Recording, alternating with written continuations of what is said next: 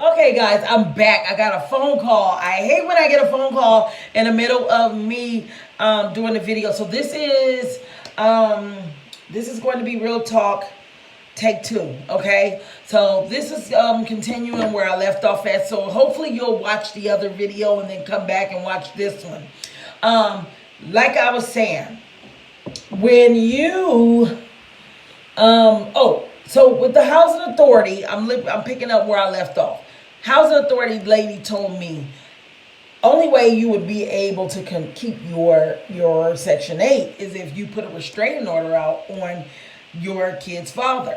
And I'm like, at that time, he was my kid's father, because we weren't married.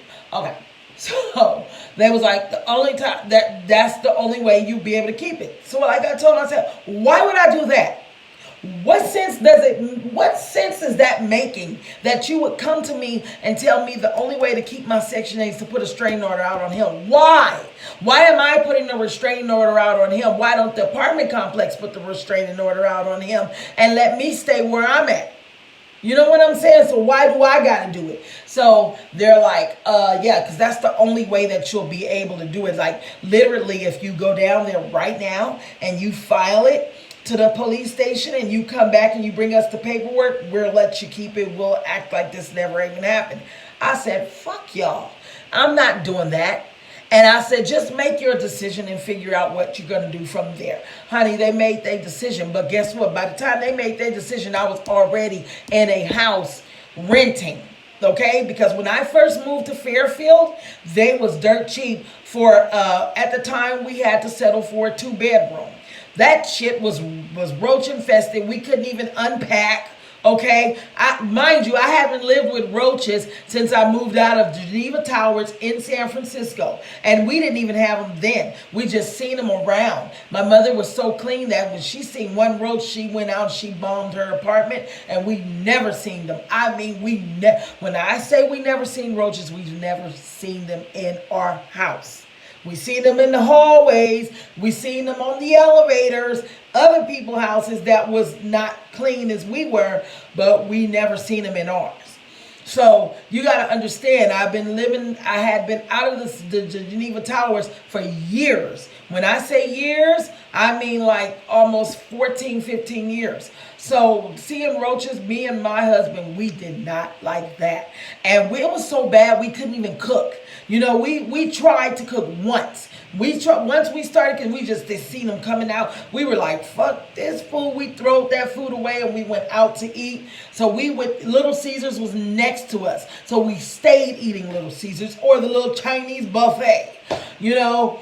And so it got so to the point where we were just like, no, we're not putting up with it. We signed a year's lease. And we broke it. We had to. We took to court. I tried to explain to them what was going on, and they didn't buy it in the courts. They won. You know, so they told me I had to pay back $12,000. I said, nope, you ain't gonna see a dime out of me because I ain't got it. And you guys had roaches, and you know you had roaches. Everybody in the apartment complex complained about roaches and rats, rodents, however way they're gonna call it. And so I said, I'm not doing it. Sorry. And so years went by with that one, but we gonna go back. Okay, because when I moved out of there, I moved into a place called Travion. We called it Travion Court. It was Spring Meadows. Was it Spring Meadows? No, that was back in it was called Spring Meadows. That's what it was called. Because it reminds us of our apartments we first lived in Marin and Corte Madera. And so that place was fine. We were able to adjust. We were able to adjust and just live there because we had no choice. Okay, they did have roaches, but guess what? We were so freaking clean. I swear, thank the Lord, we are clean. We were so freaking clean that we never seen any. So we were able to cook in our kitchen. We were able to do everything that you normally do in an apartment, and we had to live in a 2-bedroom apartment. No, Spring Meadow was first. And when we moved out of there, we moved to the Safari Apartments. Yeah, we had to move to the Safari Apartments because we had the roaches at Spring Meadows, and we didn't want to sign another year lease. So that's where the Safari was the one with the roaches. So I kind of got it crossed. After that, when we had to leave, telling us that we had to pay $12,000, we ended up looking. I said, no more. I'm not doing it no more. I started looking for houses. I found one lady. I said 1450 is 1400 is what she wanted for rent. And I was like, dang. I was like, we ain't gonna be able to do it, but we got to. And so at that time, we still had the 3 kids, and then I ended up pregnant with my 4th child, and I said, I can't live like this. I can't have them coming to spray every Friday, because I see roaches. I haven't seen rats, but I've seen dropping of rodents.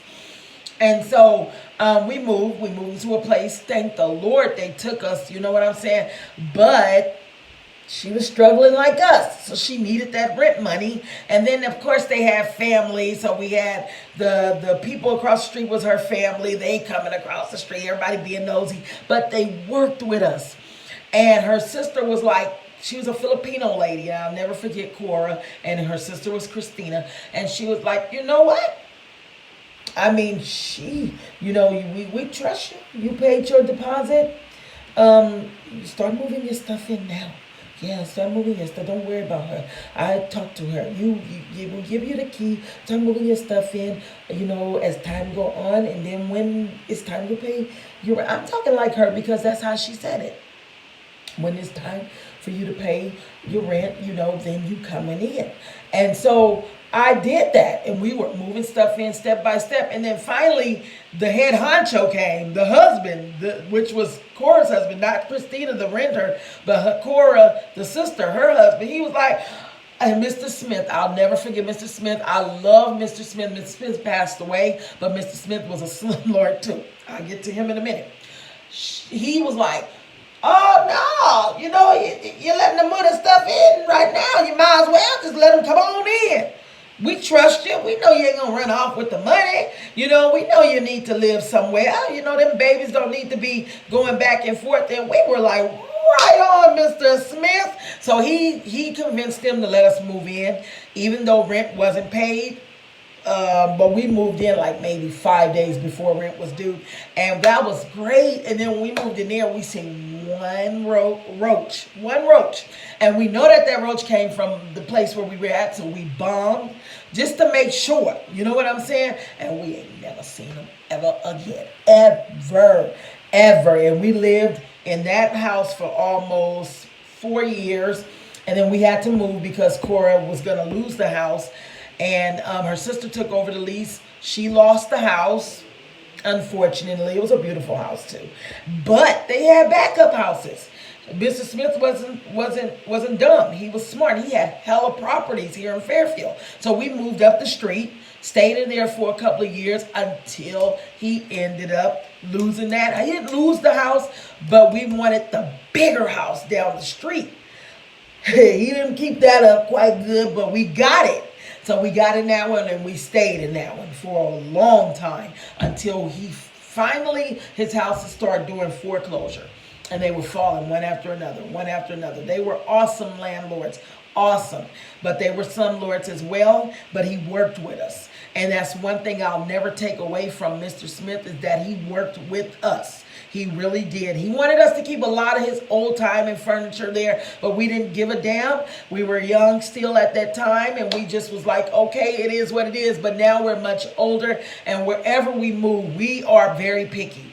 Are you going to take that with you? If it stays there, what can we do with it? Will it benefit us? Won't you take some money off of the rent? Now we're here at the place, and we're adding the landlord as a slumlord. He wants to fix everything. The toilet broke down. He wanted to come fix it, made it worse. He had to call people out. He called people out, tried to bargain with the plumber. The plumber's like, hey, look, I don't cut no deals. You get the same price everybody else is getting. Stop being cheap. Pay for the toilet to get fixed, or else you're gonna be or else you're gonna be having a whole plumbing issue. Fix the toilet. The family is paying you rent to live here. Fix it. And so he did. So he's the type of landlord where he wanted to come, and the floor had bubbled up a little bit because he had a leakage. He fixed that on his own. Just kind of band-aided up. Put nails in the floor, messed his floor all up, because he just want to patch things up. So we're in the process of moving. Now, let me take you. So when it comes to Section 8, I'm not saying that you don't need it or people don't need, because there is people out there who really need Section 8. But do not get yourself relying on it completely and solely, because when they take it from you or they downsize something, then you'll be stuck because you don't know where to go. You wouldn't know how to move because we didn't. You don't know where to turn to because we didn't. You don't know your rights because we didn't.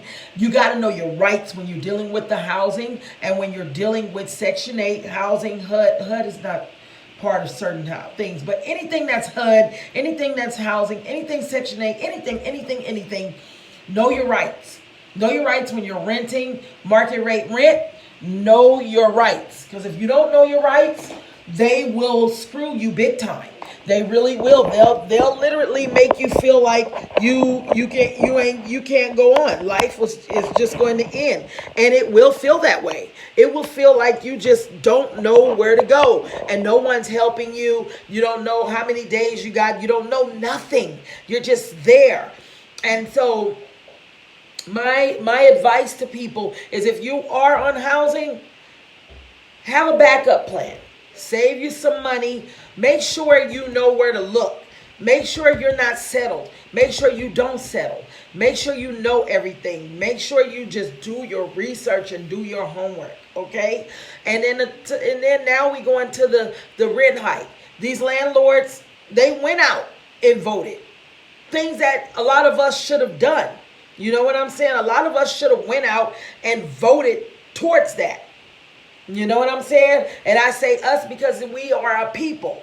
I voted, no, I don't want them to hike up rent. Keep it where it's at. But guess what? It didn't go through like that.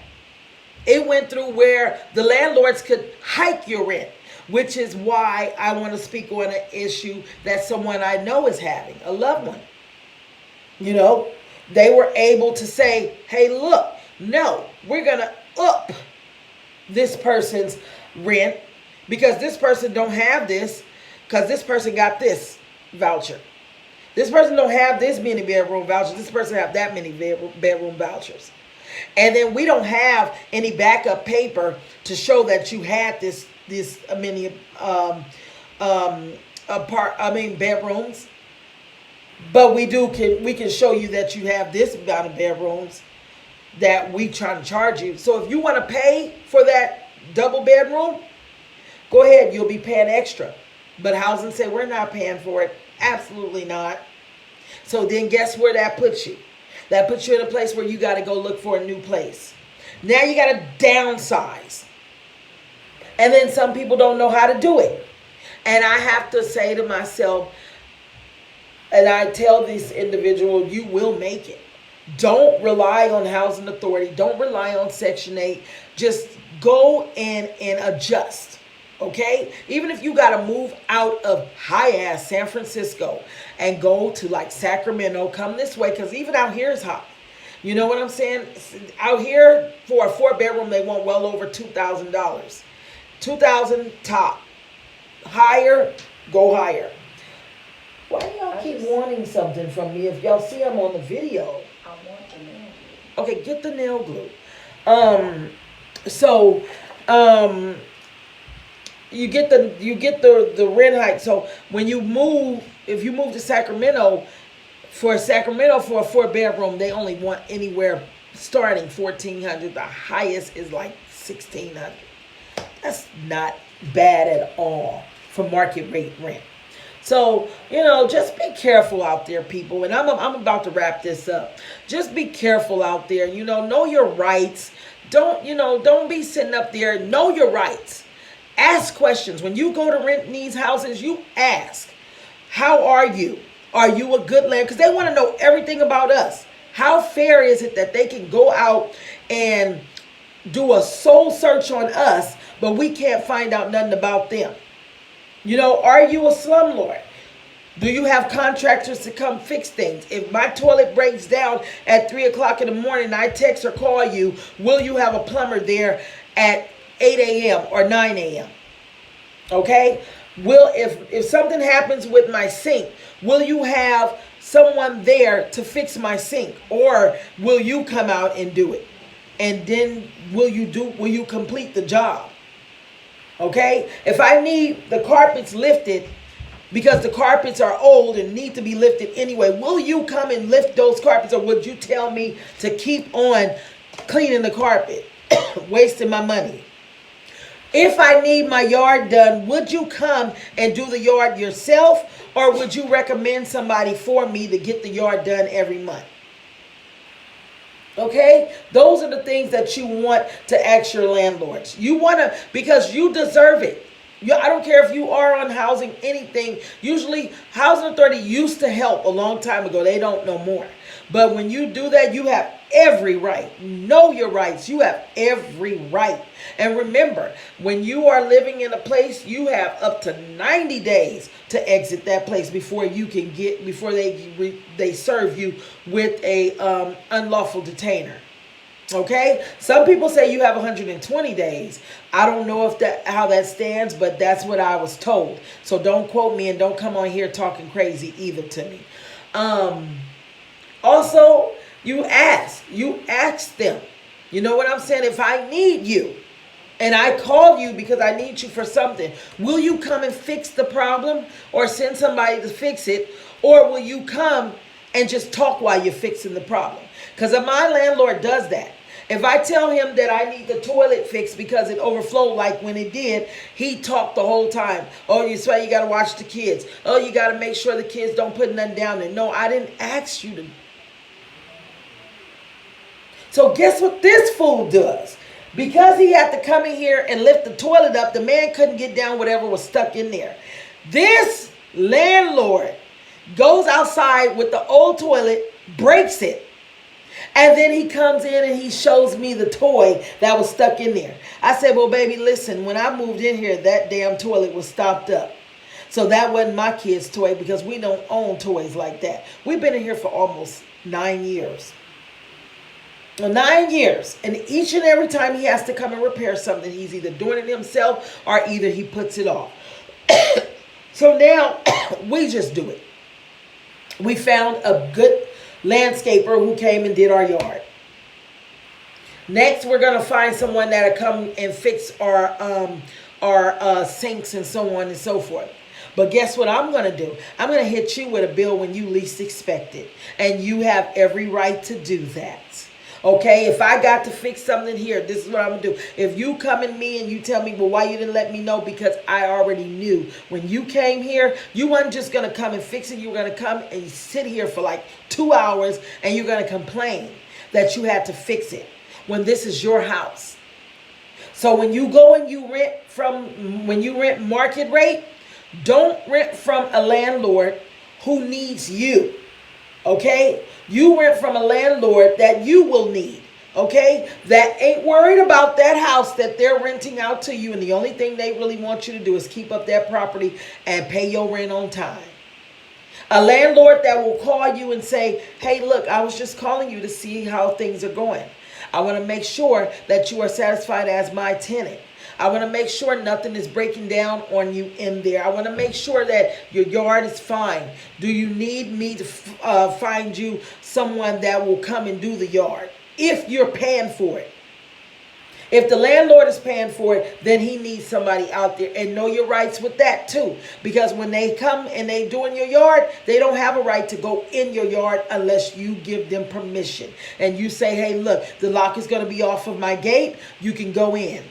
If you don't have a lock on there, they can't just come into your yard and fix whatever they want to fix. They're going to have to tell you that they're coming to fix it. And is it okay? Because for the meantime, this is my house. Because I'm paying the mortgage for you, yes. And if they don't have a mortgage, you're still paying something. You're paying the taxes, something. Okay? That don't mean you can go and act a fool, cut up, and stuff like that. Just know your rights. That's all I'm saying, okay? So this is real talk for me, okay? And I am done. So I will come back with maybe another topic at some point, but this was the real talk about housing that I wanted to just get the point across. And I knew on Facebook a lot of people wouldn't pay attention because Facebook is just cluttered, and so is YouTube. But I know that a lot of people will look in a little bit, pay attention here. So you guys be blessed and always know your rights. Like I said, know your rights. Go and get, and that's what I got to get. Go get you a tenant's manual. Usually the tenant's manual is at your, probably at your city hall or your housing authority. I used to get the tenant's manuals all the time. The tenant's rights manuals, I used to get them at Legal Aid. That's what I used to get them at. And I used to keep them. They were big packets about this thick, and they had all your rights in there. And when I read them and when I learned all my rights, it was on, and everything was different ever since then. If you want something fixed, you put it in writing. If they don't respond in writing, you verbally tell them. Make sure you record everything. And then if they don't respond then you take it to the next level. Because you have rights as a tenant. Living in someone's house, anything break down, they're supposed to come and fix it immediately. My landlord has been procrastinating on carpet for 8 years. When I moved in here, he don't even know how long this carpet had been laid down. He didn't even pull it up. Now, I learned when I moved out of my house in Corte Madera, my carpets was dirty because we lived there for like 6 years and we had the little kids. And so when my landlord, I loved him, Mike O'Rourke, he is a manager over in Corte Madera. I don't know if he still is, but he managed it. Spring Meadows, not Spring Meadows, but he managed some apartments on Meadow Sweet Drive in Corte Madera. And when I moved out, I cleaned his place. And when I asked him about his carpet, he said, "Don't worry about those carpet, because every time a tenant moves in, we have to lay down new carpet. That's the law." And I said, "Wow, you just taught me something." Mike O'Rourke gave me back all of my deposit. And you know what he only charged me for? He charged me for hauling out my couch bed, and that was it. And he said, "I had to charge you for that because that wasn't something that we normally do." And so he said, "I gave you back all of your deposit because you lived here for over 5 years. Everything has to be repaired anyway. So why am I going to charge you for things that have to be repaired anyway? You didn't damage anything. You've been here for 5 years." And I loved him. I loved him for that. I did. So anyway, that's what I'm saying. Know your rights and just make sure that you